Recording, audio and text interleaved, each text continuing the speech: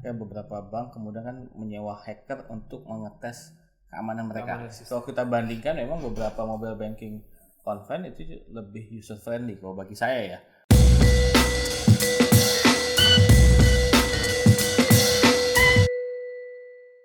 Oke, Prof, kita lanjutkan lagi diskusinya terkait dengan strategi perbankan syariah. Ya.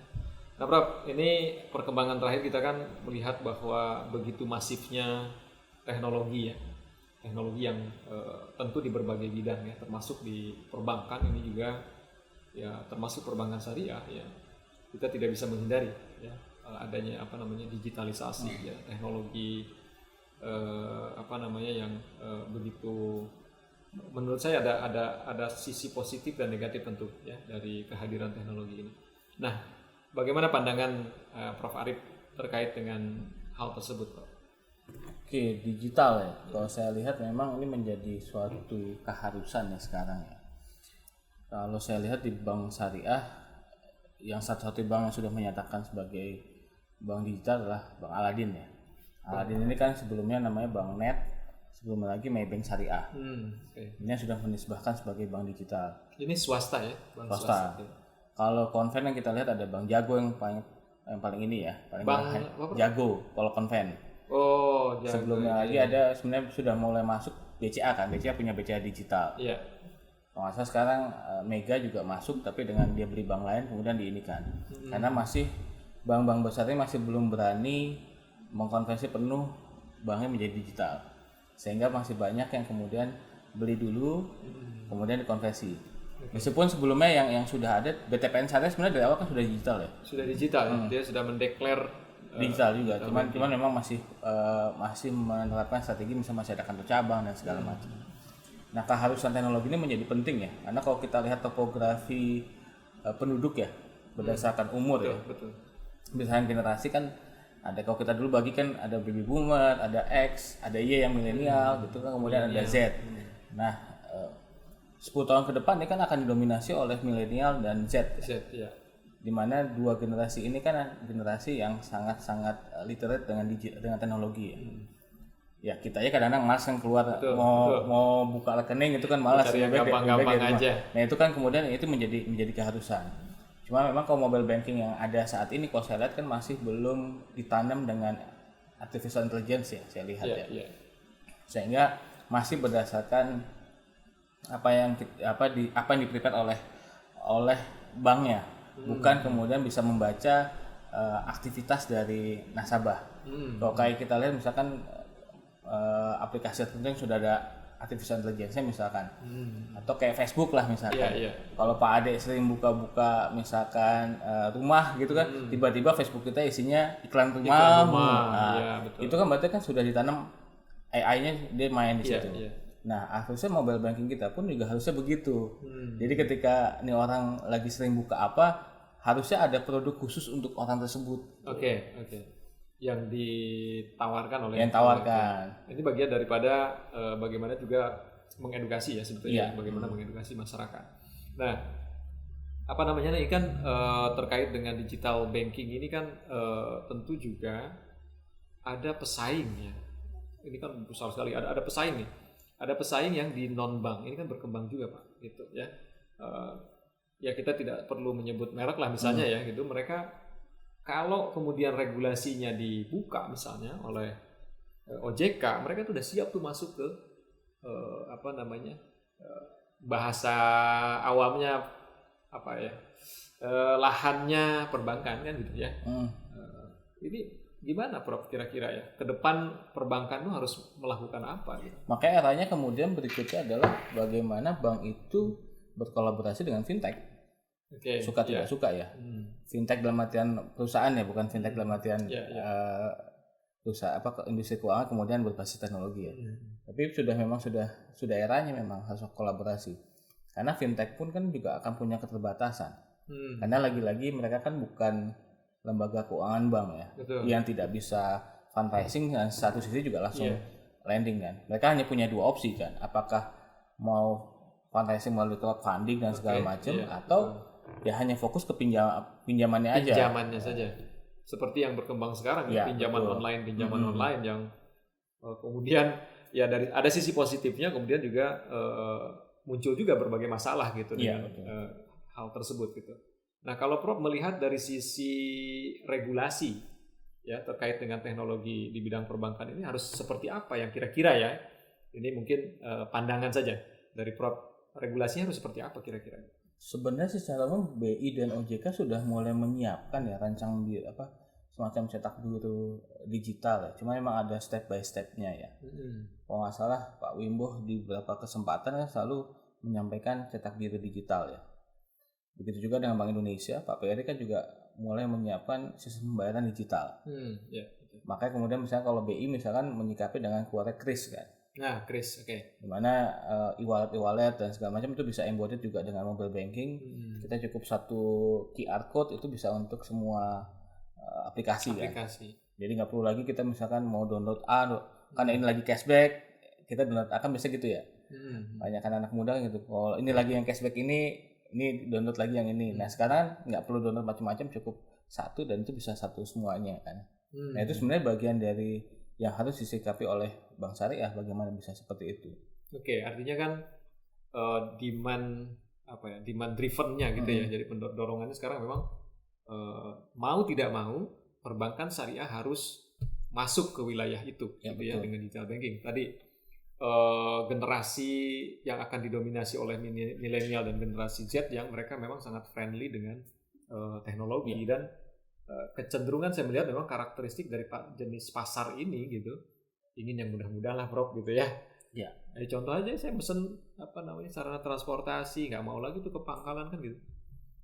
Bank juga demikian gitu, enak tinggal mencet transfer pencet termasuk pembiayaan segala macam kan gitu. Selama ada saldonya ya. Iya. Selama itu ada saldonya. Nah tapi kan gini Prof, ada kelemahannya juga kan. Apa kira-kira kelemahan-kelemahan dari digital banking itu? Ya memang akhirnya kelemahan ketika kita terlalu mengandalkan ke teknologi adalah ketika ada mungkin kita bilang bukan human error ya, tapi ketika ada sesuatu lah, misalkan kayak ada bencana alam. Nah itu ketika kasus kalau nggak salah Cina atau Jepang gitu, misalkan ada gempa kemudian mematikan semua listrik. Dan kita diharuskan untuk bayar dalam bentuk cash, nah itu kemudian jadi persoalan. Tapi kan ada ini Prof, ada mitigasi risiko kan di situ ya. Apa yang harus dilakukan secara IT kan gitu ya. Ada mitigasi risiko IT di dalamnya mungkin yang disusun oleh semua industri perbankan di dalamnya ya. Pasti dia punya prosedur, ada SOP-nya kan yang harus dijalankan di dalam konteks tersebut. Nah, kaitan dengan masalah keamanan data nih Prof. Ini kalau Prof melihat seperti apa? Kira-kira kan data nasabah itu luar biasa gitu misalnya. Nah, ini juga jadi persoalan ya. Karena mungkin kita ada bank-bank konvensional besar aja kan bisa tetap bobolan ya. Makanya beberapa bank kemudian kan menyewa hacker untuk mengetes keamanan mereka. Keamanan sistemnya. Memang kemudian itu harus di trial terus ya, karena lagi-lagi data nasabah. Kadang-kadang kita juga bingung kan tiba-tiba sering ada nelpon kita nawarin asuransi, nawarin KTA, kartu kredit. Nah ini sebenarnya kan berarti data kita dijual. Nah ini memang jadi persoalan memang. Nah ini bagi bank-bank, terutama bank syariah juga memang harus aspek keamanan datanya harus diperhatikan ya. Kalau Prof melihat sejauh ini ya, perbankan syariah nasional kita kalau kita bandingkan dengan perbankan konvensional atau mungkin industri keuangan yang lain, dari sisi penguasaan teknologi digital atau ya teknologi lah ya, itu bagaimana Prof? Apakah sudah seimbang gitu ya, atau mungkin masih relatif kurang gitu? Kalau saya pribadi sih melihat masih butuh banyak pengembangan ya untuk di bank syariah, karena kebetulan saya juga punya rekening di konven ya, karena payrollnya masih di konven, terpaksa alih ke konven lagi gara-gara merger gitu kan. Sehingga kemudian kalau kita bandingkan memang beberapa mobile banking konven itu lebih user friendly kalau bagi saya ya dibandingkan dengan bank syariah. Mungkin Bro bisa melihat dari beberapa bank ya, dari BUS atau Bank Umum Syariah atau mungkin dari unit usaha syariah kan gitu ya. Jadi memang terlihat masih katakanlah relatif perlu adanya adanya pengembangan kembali gitu ya di sisi itu. Dan ini kan sisi konsumen kan berubah terus nih, ya berubah terus kan gitu. Terus kemudian juga kan ya mungkin bagi sekelompok orang yang secara emosional gitu ya seberapa sulit pun penggunaan teknologi di bank syariah dia tetap gunakan syariah. Tapi yang bagi yang rasional customer kan gitu, nah ini kan ini perlu dibaca betul-betul secara teliti oleh manajemen perbankan syariah kan gitu ya. Nah, ini kan teknologi juga akan berkaitan dengan masalah SDM. Nah, kira-kira ke depan strategi SDM-nya harus seperti apa nih perbankan syariah? Oke, ini sebenarnya nyambung dengan acara set pagi tadi ya. Terkait dengan banyaknya prodi di bawah PTKI. PTKI ya, Perguruan Tinggi Keagamaan Islam. Nah, memang ini menjadi persoalan aspek SDM ini karena kemudian banyak SDM yang masuk ke industri keuangan ya, setidaknya bisa masuk ke perbankan, itu adalah bisa kita katakan SDM mungkin kelas 2 kali ya. Karena yang top-topnya milihnya malah justru ke konven yang bisa menawarkan paket remunerasi lebih tinggi gitu kan. Nah, ini akhirnya impact-nya adalah kemudian dari sisi tata kelola, operasional dan segala macam ini masih perlu diimprove. Belum lagi tadi mungkin yang hijrah gitu ya, dari bank konvensional ke syariah yang kemudian hanya di training 3-4 bulan kemudian jadi, dan akhirnya mindset konvensionalnya masih mewarnai perbankan syariah tersebut kan. Betul. Gitu ya. Itu juga menjadi satu persoalan di tata kelola SDM perbankan syariah. Tadi satu ya saya tangkap adalah bagaimana lembaga pendidikan tinggi tentu ya menyediakan tenaga yang siap untuk terjun di industri perbankan syariah gitu ya. Nah, kira-kira kalau untuk, kan ini lama nih Prof. Ya, saya kira prodi tadi juga di perguruan tinggi ini kan sampai saat ini memang sudah banyak. Tapi kan dari sisi kualitas kembali lagi tadi kita masih belum memiliki kejelasan gitu ya. Standar kualitas lulusan kita ini kan beda-beda gitu. Ya, ada nggak kira-kira strategi akselerasi? Saya kira ini Prof banyak di bidang itu kan bisa memberikan suggestion gitu ya. Sebenarnya kebijakan yang di launch oleh Kementerian Pendidikan dan Kebudayaan ya dengan Merdeka Belajar Kampus Merdeka sebenarnya adalah upaya untuk menyikapi secara umum ya bahwasanya ada gap antara pendidikan tinggi gitu dengan industri. Sehingga kemudian kan memang diharapkan mulai ada magang MBKM yang magang 1 semester kemudian bisa dikonversi menjadi SKS. Nah, itu sebenarnya adalah bagian upaya untuk bridging sebenarnya.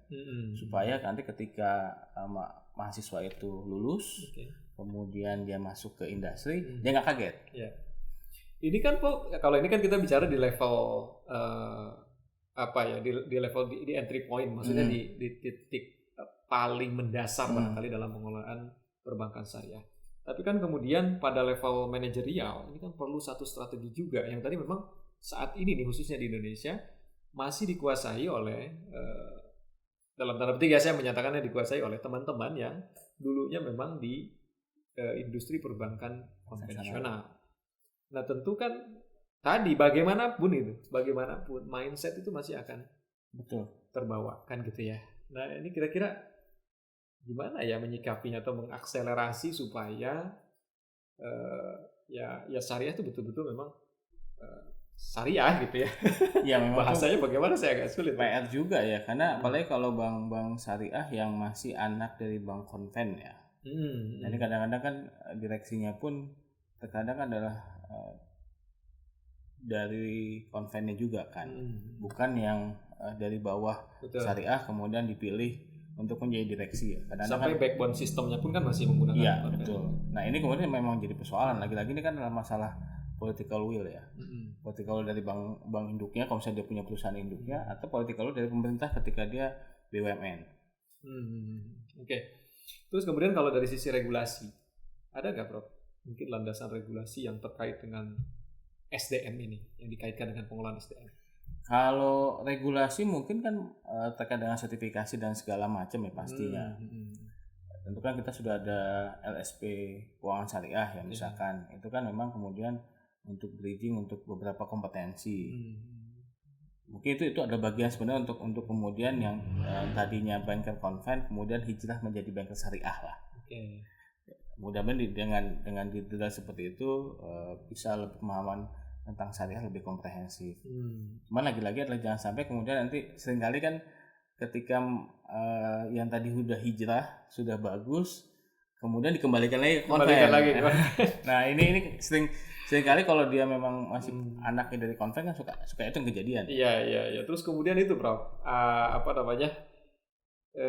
kalau misalnya ya tadi bank konvensional kemudian dia punya unit usaha syariah, ini ada sebagian masyarakat juga yang mempertanyakan, uangnya dicampur nggak nih? Nah, kita sih ini ya kita terbuka lah, ini obrolan akademis lah saya kira. Ini bagaimana Prof menyikapi hal seperti itu? Nah ini kemudian menjadi bahan pemikiran kenapa kemudian di Undang-Undang 21 2008 muncul aturan tentang pisah ya, spin-off ya. Spin-off UUS. Meskipun memang sebenarnya kalau dalam realitanya sebenarnya dana masyarakat memang benar-benar terpisah kan antara yang konven dengan syariah. Bahkan kalau kita lihat laporan keuangan bank sendiri kan terpisah antara unit usaha syariah dengan induknya misalkan konven. Biasanya kan kalau di laporan yang di koran itu kan biasanya unit usaha syariah di pojok kanan bawah atau kiri bawah tersendiri. Meskipun juga ada konsolidasinya tapi artinya yang ini akan bisa dilihat. Memang ini kemudian spin-off inilah kemudian menjadi dasar salah satu solusi. Salah satu ini untuk kemudian supaya yang masyarakat yang masih takut tercampur itu akhirnya dia bisa punya ya pilihan lain lah seperti itu. Nah gini Prof, terkait tadi ya kalau Prof kan banyak sekali kalau saya baca di jurnal internasional yang berkaitan dengan masalah spin-off ini ya. Jadi pemisahan unit usaha syariah dari usaha induk gitu ya. Nah, sebagai peneliti, Prof mungkin melihat apa sih misalnya kendala atau mungkin keengganan gitu ya dari usaha induk ini untuk memisahkan syariah, unit usaha syariahnya secara mandiri gitu. Apa kira-kira yang? Sebenarnya kalau saya lihat dari sisi induknya kan terkadang kan ketika ini pisah berarti kan mereka harus menyiapkan modal yang cukup juga ya untuk anaknya. Nah, seringkali jadi persoalan adalah ketika induknya aja size-nya kecil. Sebenarnya jadi masalah itu UUS ini kemudian sampai 2021 ini padahal deadline kan 2023 ya. Itu masih sekitar 20 yang belum itu ya karena salah satu pertimbangannya ya size ya. Jadi ya tadi terkaitan dengan permodalan juga ya. Nah, ini kan kemudian juga mungkin selain modal ya tadi kemudian SDM juga yang relatif kurang kan gitu ya.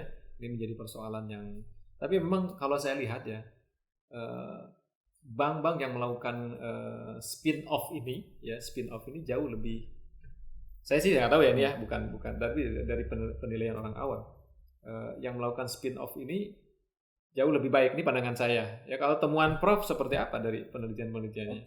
Kalau temuan saya justru malah sebalik ya sebenarnya. Sebalik ya. Malah justru misalkan tidak ada efek sebenarnya, tidak ada efek sama sekali terkait dia spin-off atau tidak spin-off.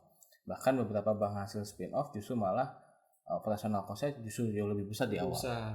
Kecuali ada salah satu bank yang karena teknologinya waktu itu masih menginduk ke bank induknya.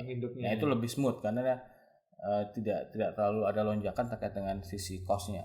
Sementara yang lain itu operasional cost langsung naik semua. Mungkin itu yang menjadi kemudian pertimbangan ya. Pengelola manajemen bank itu untuk dia tidak melakukan buru-buru spin-off kan seperti itu. Nah, ini masih berkaitan dengan salah satu strategi bagaimana terkait dengan tadi ya memperluas pangsa pasar, aset segala macam, ada konversi tadi ya. Saya sedikit nih sebelum kita break nih konversi dari perbankan konven ke syariah khususnya dilakukan oleh BPD nih. Kalau pandangan Prof nih ya, semakin banyak yang dikonversi, apakah betul akan semakin besar pasarnya atau mungkin bahkan saya melihatnya kan begini, konsumen itu kan ada yang rasional, ada yang emosional kan gitu.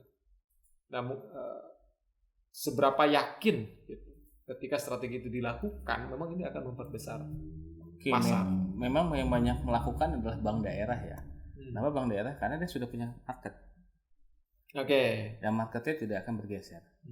Oke, misalnya pegawai daerah lah ya. Pegawai daerah. Nah itu kan pasti bentuk apapun selama dia gajinya masih di situ ya akan terpakai bank daerah mau apapun. Memang kemudian dua bank yang sudah konversi kan kita tahu memang masyarakatnya memang masih majoriti Muslim ya.